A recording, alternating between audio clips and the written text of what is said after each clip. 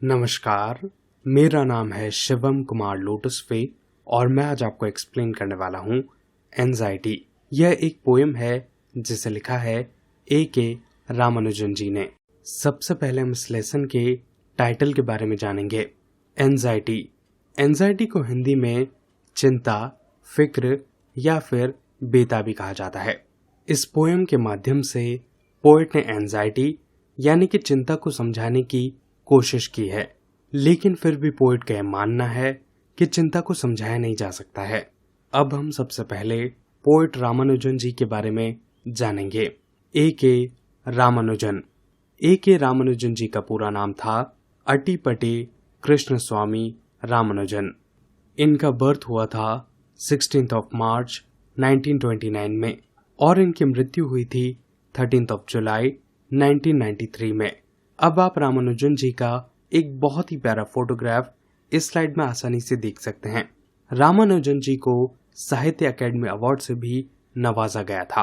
अब हम बात करेंगे इनके कुछ बहुत ही फेमस वर्क के बारे में, जैसे द कलेक्टेड पोएम्स, 300 रामायणास और a flowering tree, a women's tale. ये इनके कुछ बहुत ही फेमस वर्क रहे। अब मैं आपको ये पोएम बेहद सरल व आसान शब्दों में एक्सप्लेन करूंगा। पहले हम डिफिकल्ट वर्ड्स के बारे में जानेंगे, जैसे ब्रांचलेस। ब्रांचलेस का मतलब होता है शाखाहीन। ट्विग्स का मतलब होता है टहनियां। Not branchless as the fear tree, it has naked roots and secret twigs. यहाँ पर पोएट पहले 2 लाइन्स में कहते हैं कि चिंता डर के पेड़ की तरह ब्रांचलेस यानी कि शाखाहीन नहीं है, इसकी नंगी जड़ें और रहस्यमयी टहनियां हैं। यहाँ पर पोएट ने डर को यानी कि फियर को एक शाखाहीन पेड़ की तरह देखा है। एक ऐसा पेड़ जिसकी कोई शाखा नहीं है। यह एक पेड़ है, इसके मुख्य तने को शाखा कहा जाता है, जहाँ से आमतौर पर कई और सारी शाखाएं निकलती हैं, जबकि पेड़ की पतली शाखा को टहनी कहा जाता है। डर एक ऐसा पेड़ है जिसकी कोई शाखा नहीं है, यानी कि इसका कोई फैलाव नहीं होता। इसे मैं आपको एक एग्जाम्पल से समझाता हूँ। जैसे मुझे ऊंचाई से डर लगता है, यानी कि जब मैं ऊंची जगह पर जाता हूँ तो मुझे डर लगता है। यह एक डर का एग्जाम्पल है। लेकिन जब मैं ऊंचे स्थान पर जाता हूँ तब मुझे ये चिंता सताने लगती है कि अगर मैं नीचे गिर गया तो मेरा क्या होगा, कहीं मेरी मृत्यु हो गई तो। यह सोचना चिंता है, क्योंकि चिंता में विचारों का फैलाव होता है। चिंता शब्द चिंतन से लिया गया है, जिसका मतलब होता है गहराई से सोचना, और जब हम व्यर्थ में ही चिंतन करते हैं तब वह चिंता बन जाती है। चिंता के पेड़ की नंगी जड़ें होती हैं। आमतौर पर हम पेड़ों की जड़ों को नहीं देख पाते हैं, लेकिन हम चिंता की जड़ों को देख सकते हैं। इसे मैं आपको एक एग्जाम्पल से समझाता हूँ। जैसे मैं एग्जाम में पास हो पाऊंगा या नहीं, मेरे अच्छे नंबर आएंगे या नहीं, यह सब चिंता है, जिसकी जड़ यानी कि एग्जाम हमें साफ साफ दिखाई देती है। लेकिन यह सोचना कि एग्जाम में फेल होने के बाद सब लोग मुझे मूर्ख समझेंगे, मेरा मजाक उड़ाएंगे, यह सभी चीजें टहनियों की तरह हैं, जो कि सीक्रेटली आगे बढ़ती हैं। Not geometric as the parabolas of hope. Geometric mathematic की वह फील्ड है जिसे बिंदुओं, रेखाओं और ठोस चीजों को मापने के लिए इस्तेमाल किया जाता है। तो पोएट ये कहते हैं कि चिंता जियोमेट्रिक नहीं है, यानी कि इसे मापा नहीं जा सकता। यहाँ पर पोएट ने आशा को एक पैराबोला की तरह बताया है। जैसा कि आप इस शेप में देख सकते हैं, यह लाइन जितनी एक्स एक्सिस पर फैलेगी यह उतनी ही वाई एक्सिस पर भी फैलेगी, यानी कि आशा हमें जीवन की हर परिस्थिति में समान बनाए रखती है। It has loose end with a knot at the top, that's me. Poet यहाँ पर यह कहते हैं कि इसके ऊपरी खुले हुए सिरों पर एक गठान है और वह गठान, वह नॉट मैं हूँ। यहाँ पर पोएट ने खुद को एक गठान के रूप में देखा है। यह शेप आशा यानी कि होप को रिप्रेजेंट करता है और इसके छोर पर गठान का मतलब है चिंता को प्रदर्शित करना, यानी कि पोएट खुद को चिंता में डूबा हुआ पाते हैं। अब हम चलेंगे नेक्स्ट स्लाइड पर। ग्लासी का मतलब होता है कांच के समान या फिर पारदर्शक, और इलोपिंग का मतलब होता है भाग जाना या फिर फरार हो जाना, और फ्लॉक का मतलब होता है झुंड। Not wakeful in its white snake, यानी चिंता सफेद सांप की तरह सजग नहीं है।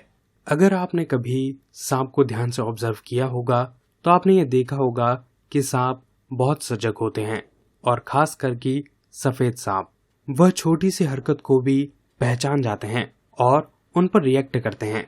लेकिन जब हम चिंता में होते हैं तब हमारा चिंता पर कोई कंट्रोल नहीं होता। जब हमें चिंता होती है तब हम सजग नहीं रह पाते।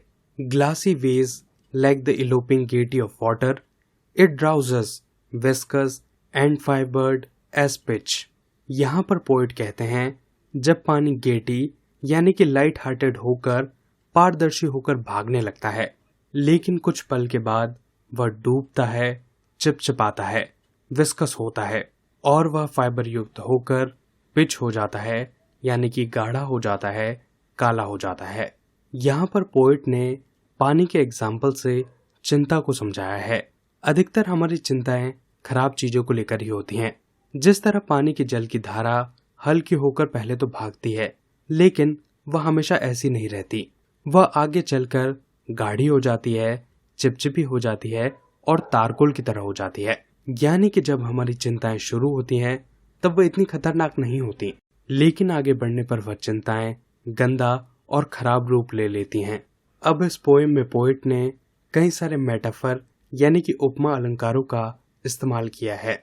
फ्लेम्स हैव ओनली लंग्स, यानी आग की ज्वाला के पास लंग्स होते हैं। जिस तरह लंग्स कंप्रेशन और एक्सपेंशन से हमारी श्वास को चलाते हैं, ठीक वैसे ही ज्वाला भी छोटी और बड़ी होकर आग को बनाए रखती है। वाटर इज ऑल आइज, यानी कि पानी आंखों की तरह है। अगर हमारी आंख में कोई कचरा आ जाएगा तो वह खुल नहीं पाएगी। ठीक ऐसे ही अगर पानी के अंदर कोई कचरा होगा तो उसकी उपयोगिता खत्म हो जाएगी, और हमारी आंखों के अंदर भी पानी होता है। The earth has bone for muscle, यानी धरती के पास मसल के लिए हड्डियां हैं। जिस तरह हड्डियां हमारे शरीर के ढांचे को खड़ा रखती है और हड्डियों के ऊपर ही हमारी मसल्स बनती हैं, ठीक ऐसे ही हमारी धरती के पास भी हड्डियों का एक ढांचा है जिसके ऊपर मसल्स हैं, यानी कि उसके ऊपर मिट्टी और बाकी सभी चीजें टिकी हुई हैं। And the air is a flock of invisible pigeons. अब पोइट ये कहते हैं कि हवा अदृश्य कबूतरों का एक झुंड की तरह है। जब हवा बहती है तब वह हमें सिर्फ महसूस होती है, लेकिन हमें दिखाई नहीं देती। तो पोइट ने हवा को अदृश्य कबूतरों की तरह देखा है। जब कबूतर अपने पंख हिलाते हैं तो हमें ये मालूम पड़ता है कि आसपास हवा है। यहाँ पर पोइट हवा को समझाने के लिए अदृश्य कबूतरों का सहारा ले रहे हैं। But anxiety can find no metaphor to the end. यह पोएम की लास्ट लाइन्स हैं। इसमें पोइट ये कहते हैं एंजाइटी यानी कि चिंता को कोई उपमा देकर उसे समझाकर उसका अंत नहीं किया जा सकता। इस पूरे स्टेंजा में पोइट ने अलग अलग चीजों को समझाने के लिए अलग अलग मेटाफर का इस्तेमाल किया है, जैसे आग के लिए लंग्स का, पानी के लिए आंखों का, हवा के लिए कबूतरों का। लेकिन पोइट चिंता को कोई उपमा देकर नहीं समझा पाए। यहाँ पर हमें पोइट की व्यवस्था साफ दिखाई देती है। उन्होंने कई सारे कोशिशें की, लेकिन इसके बावजूद भी वह चिंता को समझा नहीं पाए। वह चिंता को कोई मेटाफर नहीं दे पाए। दोस्तों, ये था इस पूरी पोएम का एक्सप्लेनेशन। आशा करता हूँ कि आपको ये पोएम आसानी से समझ में आई होगी। यह पोएम थोड़ी कॉम्प्लेक्स है, इसीलिए मेरी आपको यह सलाह रहेगी कि आप इस वीडियो को एक बार और देखें। अगर आपको ये वीडियो अच्छा लगा हो तो प्लीज इसे लाइक कीजिए। अगर आप नए हैं तो प्लीज इसे सब्सक्राइब कीजिए। अपने आसपास सफाई बनाए रखें और एक पेड़ जरूर लगाएं। आप सभी का बहुत बहुत धन्यवाद।